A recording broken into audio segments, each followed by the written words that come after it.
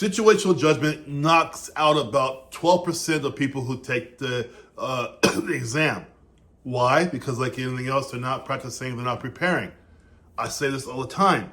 You don't walk into this test without practicing or preparing. You should never do that.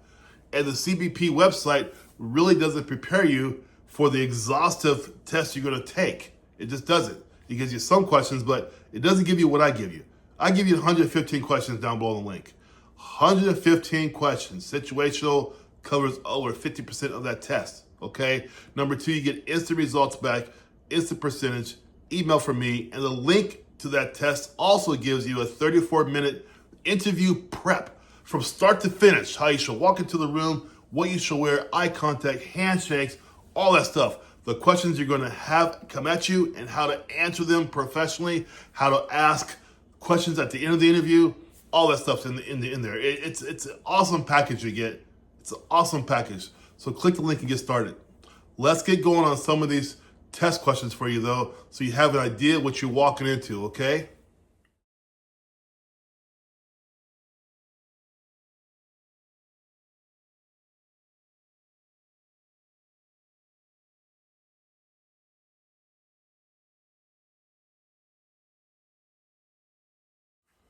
Now remember, this is situational judgment, okay? So first one here. You witnessed one of your colleagues, a fellow CBP officer, being overly aggressive with a traveler during questioning. What should you do? A, ignore it. It's not your place to interfere.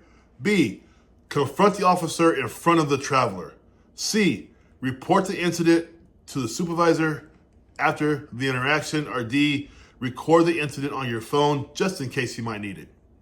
A, B, C, or D? If you said C, report the incident to a supervisor after the interaction.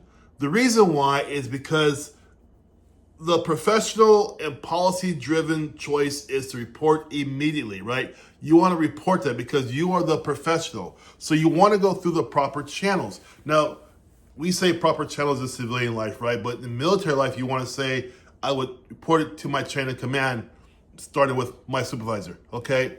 Also, too, they're still looking at you because it's situational judgment, right? They're looking at you for the situational judgment. Are you one of those blue line, thin blue line guys, thin green line guys? Are you a person who has ethics devoid of any kind of green line or blue line? Because if you go into that green line stuff or blue line stuff, you're going to find yourself out of a job. There's no room for that anymore. Even if you were an unethical person wearing the uniform, here's something you should know. Cameras are always on. You have to assume you're always being recorded. So even if you don't have ethics, no morals, just know you're being recorded. So you cannot have your colleague who wears the same uniform you wear berate people in an aggressive manner for no reason at all. That has to be corrected. Now, him being your colleague, you have no power over him or her. You guys are the same. Therefore, you want to use a what? Chain of command, right? And go to the supervisor and report that because he reflects you and you reflect him. It's quite simple, okay? That's your answer. A traveler becomes upset and starts shouting when told they cannot bring certain items through customs. What should you do first? A, shout back to show authority. B, calmly ask them to lower their voice and explain the situation clearly. C, call for backup immediately. D, let them through to avoid further issues. A, B, C, or D? Okay, this is what I call the layered answer. But the question was, what should you do first, right? The person's upset, the stuff can't get through, and you're making it happen. You're making the day screwy and all. You're a terrible person, right? You're an idiot. You're a bad person. Doesn't matter. You do B. Calmly ask them to lower their voice and explain the situation clearly. Because this shows you are showing what? The D word. The D word. De-escalation, right? You want to show them de-escalation. You don't want to become triggered because somebody's yelling at you. Remember, you are the professional. Now, within that question, B was to tell them to tone down, but be calm about it, right? But C said, to get backup immediately, right? So it's really your second option too. You want to do first, calm down. C though, you want to also get backup, but it didn't ask about that. It just said, what will you do first? Ask them professionally to please calm down and talk to them. That's what you do first. They are going to call your names. It's going to happen. I wore the uniform for many years. People call your names, racist names sometimes, or names about you having a bald head, whatever it is. I got whatever it is. You have to have a sense of humor about it, and you have to have a thick skin. Okay, that's what it's all about, you guys. You're assigned to a secondary inspection area, but another officer has not shown up for their shift. Now there's a long line forming. What's the best response? A, leave your post and find your missing colleague.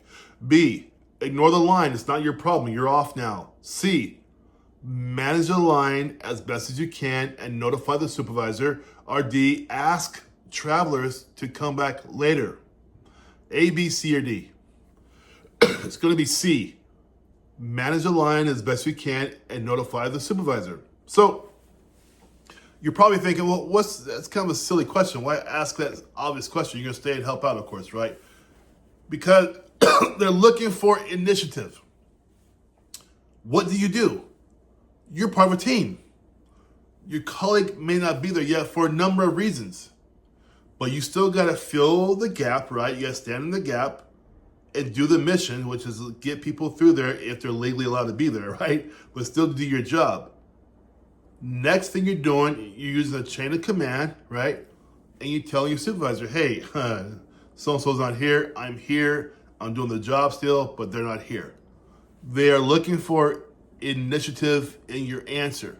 Now, those might not be the same words of the test. It might not be the same test question, but you have to think on this test. You got to say, what are they looking for? They're looking for initiative on you, okay? If you notice too, I'm giving you explanations. All of my questions have explanations to them. It doesn't say B, wrong, yes, right, true, false. No, my test has explanations because when you walk into the real test, you're fully prepared for whatever nonsense they might throw at you, try to fool you, right? My test prepares you for all that stuff, okay? You overhear two co-workers making inappropriate jokes about travelers. What do? A, join the conversation to fit in. B, say nothing, it's harmless. C, speak with them privately about your concerns. Or D, report them now or without any context. A, B, C, or D? C, right? It's gonna be C, which is speak with them privately about your concerns. This is an issue where you're not holding the green line, right? The blue line. You're not doing that because you're not joining in with them, right?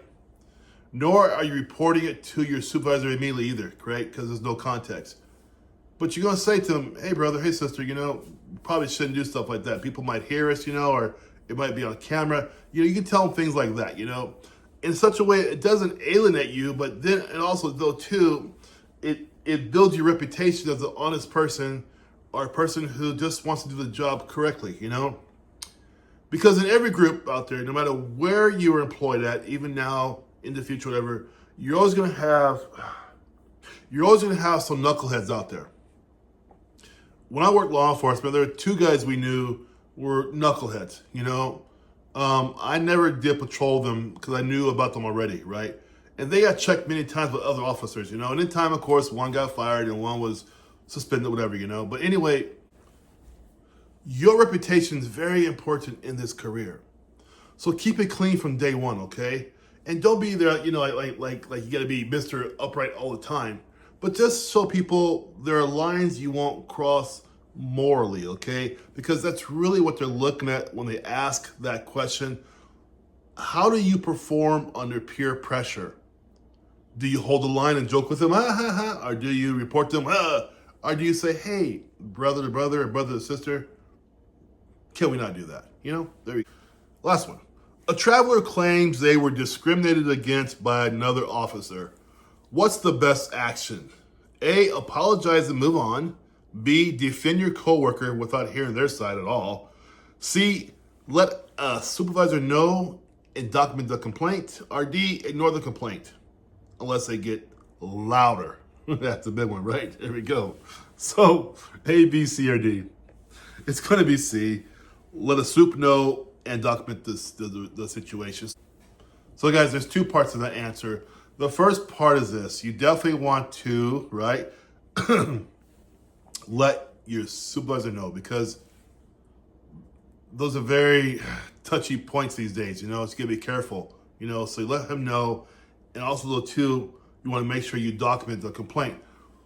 You document it because, yeah, you should do it, but you got to think every time you put pen to paper or you type it out, it may go to court.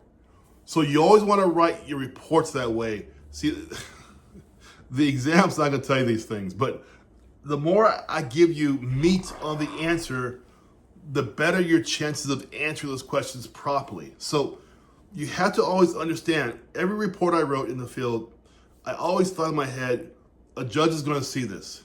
And you guys, 80% of the time, a judge never saw it.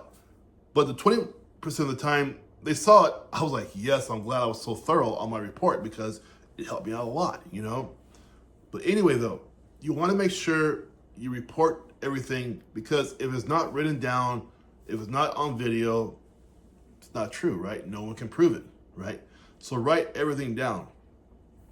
You're not going to get this kind of thorough context on the actual exam, but you're going to get it on my prep exam below. Also, my prep exam below, you're going to get a nice 34-minute video on how to interview from start to finish. I mean, the video starts with me walking into the room. I'm showing you how to walk into a room, what you should look like, how to use your eye contact, the hand. I'm showing you everything, guys. How to answer their questions, right? How to understand the questions and why they're asking those questions. I mean, everything's there. So I want you to understand, you need to practice. Don't walk into that test without practicing. Practice. Even if you don't use my exam, practice. Okay? I wish you guys the best out there. If you want a real example of the real exam, take my exam below in the link. Have a good day. Bye-bye.